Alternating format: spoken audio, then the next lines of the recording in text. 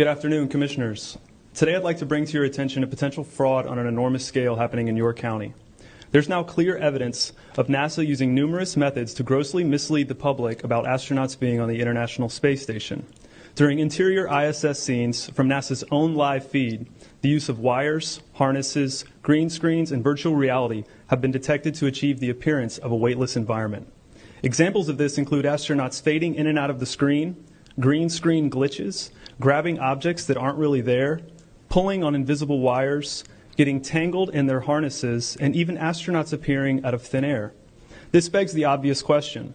If they're really up there, why are they using Hollywood techniques to fake the footage?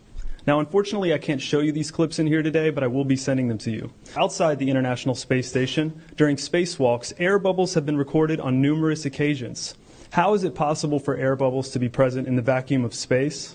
I once questioned astronaut Scott Kelly about this phenomenon. His body language and answers only created more questions. In 2013, astronaut Luca Parmitano nearly drowned during a spacewalk when his helmet filled with water.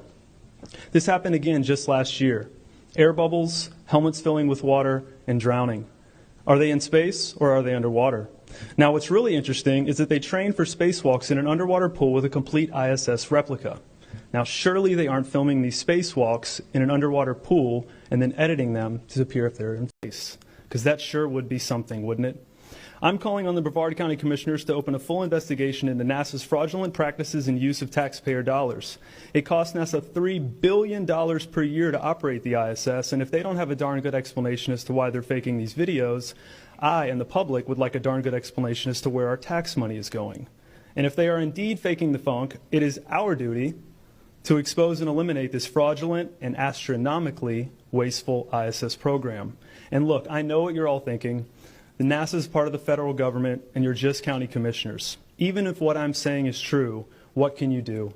But let me remind you, not only is this happening in your county, as public officials, you have the platform and the ability to make a statement or hold a press conference, alerting the public, state, and federal authorities to investigate further. You have the power to start the conversation. Video evidence of everything I described today will be emailed to you all, and I truly hope we can get to the bottom of this. I look forward to the day that $3 billion annual budget is put towards our veterans, our homeless, maybe some of that mental health stuff the young lady just spoke about, and the revitalization of Brevard County.